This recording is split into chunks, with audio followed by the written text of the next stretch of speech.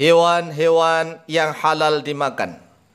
Walaupun menurut sebagian kaum muslimin merasa seram atau merasa jijik kepadanya, termasuk saya sendiri, kalau seandainya suruh makan itu kayaknya jijik sekali.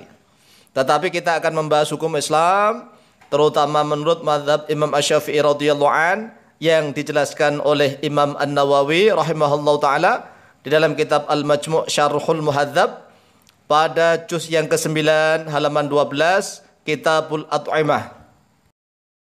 Yang pertama, samur. Dalam bahasa ilmiah disebut Martes zibellina. Bahasa Inggris menyebutnya sable. Menurut Wikipedia, sable adalah spesies martin, jenis mamalia, yaitu hewan menyusui, omnivora, pemakan segala, memakan tumbuh-tumbuhan dan juga memakan daging hewan.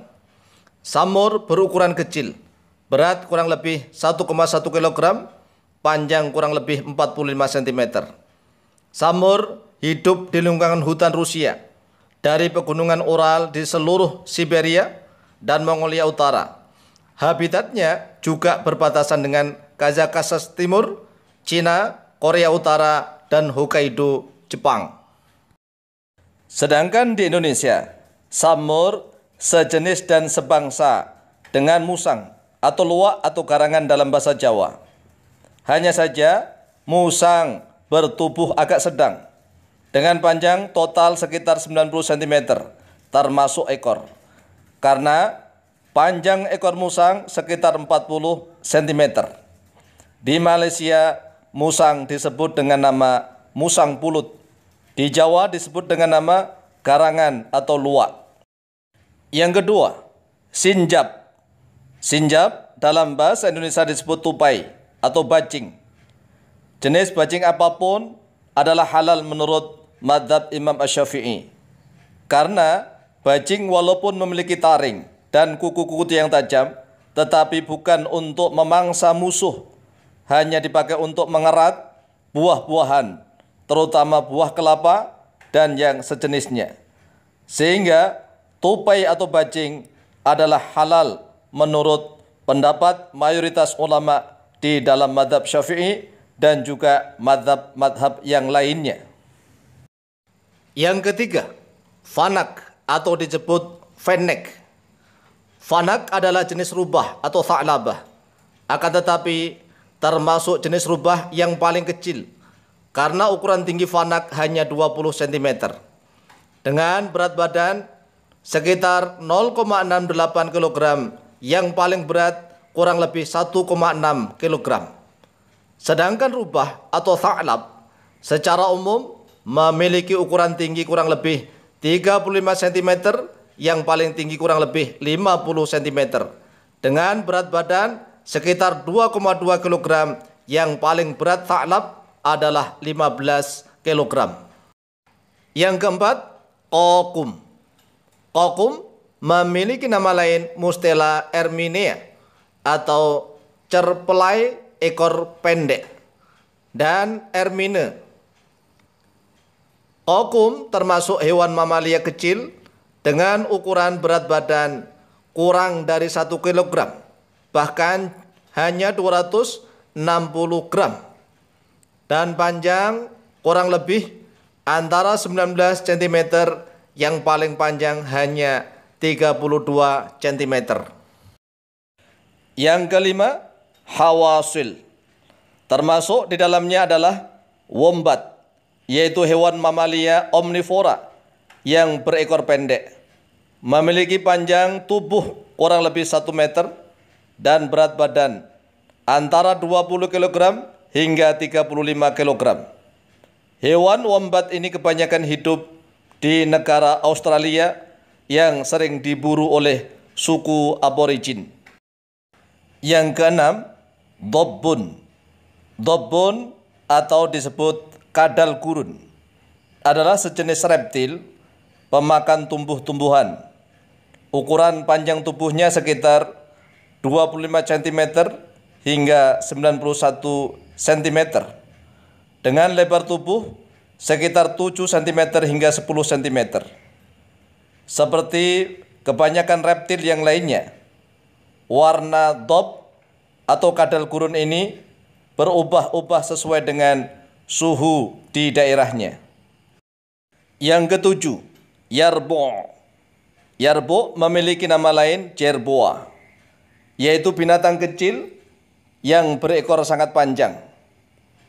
Yarbu' termasuk hewan pengerat yang hidup di Afrika dan juga di Timur Tengah. Makanannya sebagian besar terdiri dari biji dan rumput. Yarbu' atau jerboa memiliki ciri-ciri kaki belakang panjang dan kaki depan pendek, seperti kanguru.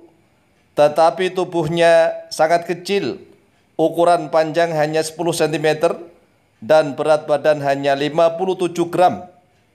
Yarbu' atau jerboa bukan keluarga tikus. Kalau tikus hukumnya haram, tetapi kalau yarbu' hukumnya halal. Yarbu' termasuk keluarga kelinci dan marmut. Sekarang mari kita bacakan dasar ibaratnya di dalam kitab Al-Majmu' Syarah Al-Muhadzab juz yang ke-9 halaman yang ke-12, Kitabul At'imati. Qala al-Imam An-Nawawi rahimahullahu ta'ala fil Majmu' Syarah Al-Muhadzab Kitabul At'imati. Wa ammas sammuru wa sinjabu wal fanaku bi fathil fa'i wan nuni wal qaqumu bil qafaini wa dhammi tsaniyati wal hawasilu fa fiha wajhani. As-sahihu al-mansusu annaha halalun. Jadi samur, sinjab, fanak, qaqum dan hawasil yang sahih yang telah dinas sesungguhnya adalah halal. Itu pendapat yang sahih yang al-mansus. Wa tsani annaha haramun. Tetapi juga ada pendapat yang mengatakan haram. Wallahu ta'ala a'lam, kata Imam An-Nawawi. Fara'un fi madzahabil ulama'i fi dhabbi. Ini tentang dhab, kadal gurun.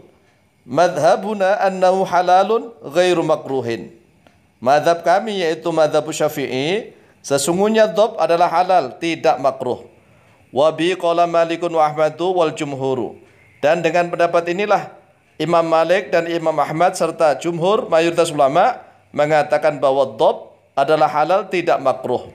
Wa qala ashabu Abi Hanifata, dan telah berkata oleh sahabat-sahabat madhab Hanafi, yukrahu, yaitu dimakruhkan memakan binatang dhab. Tetapi kalau menurut jumhur ulama, hukumnya adalah halal yang tidak makruh. Kemudian Imam An-Nawawi rahimahullah ta'ala melanjutkan, wa ammal yarbu'u, dan adapun yarbu' fa halalun, maka halal. Indana, menurut kami yaitu madhab Syafi'i, la yukrahu, yang tidak dimakruhkan.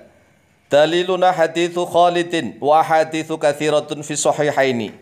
Bermula dalil kami yaitu adalah hadisnya Khalid dan juga hadis-hadis yang banyak di dalam kitab Sahih Bukhari Muslim. Wa amal qunfudhu fa halalun indana la yukrahu. Adapun qunfudh maka yaitu halal menurut kami, la yukrahu, tidak dimakruhkan. Wa bihi qala Malikun wal jumhuru. Wa qala Ahmadu yahrumu, tetapi kalau menurut Imam Ahmad bin Hambal, qunfudh itu haram. Wa qala ashabu Abi Hanifata, dan telah berkata oleh sahabat-sahabat madhab Imam Hanafi, yukrahu, yaitu dimakruhkan. Wa amal yarbu'u fa halalun indana la yukrahu. Wa bi qala Malikun wa Ahmad wal jumhuru wa qala ashabu Abi Hanifata yukrahu. Wallahu ta'ala a'lamu biswab.